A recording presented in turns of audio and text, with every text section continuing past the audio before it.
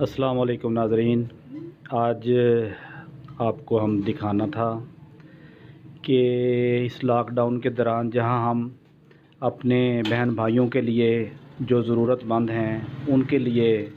ہم راشن کا اہتمام کر رہے ہیں، ان کی فکر کر رہے ہیں،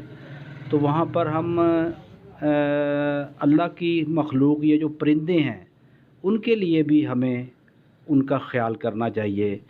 کیونکہ لاک ڈاؤن کے دوران جہاں پر انسان متاثر ہوئے ہیں وہاں پر چرند پرند بھی متاثر ہوئے ہیں، جہاں سے انہیں روٹین میں کھانے پینے کی چیزیں ملتی تھیں، پانی ملتا تھا، وہ چیز وہاں اب دستیاب نہیں ہے۔ تو اس لیے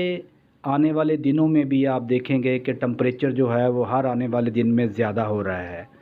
تو ہمیں اپنی چھتوں کے اوپر کسی سایہ دار جگہ کے اوپر پانی کا اہتمام کرنا چاہیے،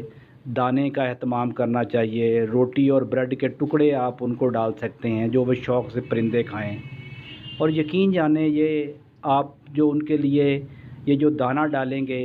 یہ جو آپ روٹی کے ٹکڑے ڈالیں گے، اور یہ صدقہ ہے، اور یہ پرندے جو ہیں یہ آپ کے لیے دعا کرتے ہیں اور آپ کے لیے مختلف مصیبتیں، مصائب اور اس طرح کی بلاؤں کو میں سمجھتا ہوں کہ یہ ٹالنے کا ایک بہترین ذریعہ ہے۔ تو اس لیے ہمیں کوشش کرنی چاہیے کہ اللہ تعالیٰ کی جو یہ مخلوق ہے، پرندے ہیں، کبوتر ہے، چڑیا ہے، اگر آپ نے گھر میں ان کو پالا ہوا ہے تب بھی ان کا خیال کریں، اور اگر نہیں پالا تو آپ روزانہ کی بنیاد پر کوشش کریں کہ جہاں آپ معمولات جو آپ کے باقی ہیں اس کے ساتھ آپ روز کی روٹین بنا لیں کہ ہم نے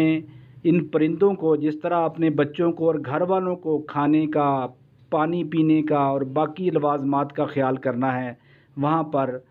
ہم نے اپنی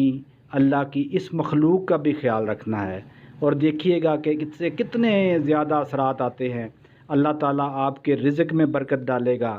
اور خاص طور پر اس گھر پر اللہ کی بے شمار رحمتیں نازل ہوں گی۔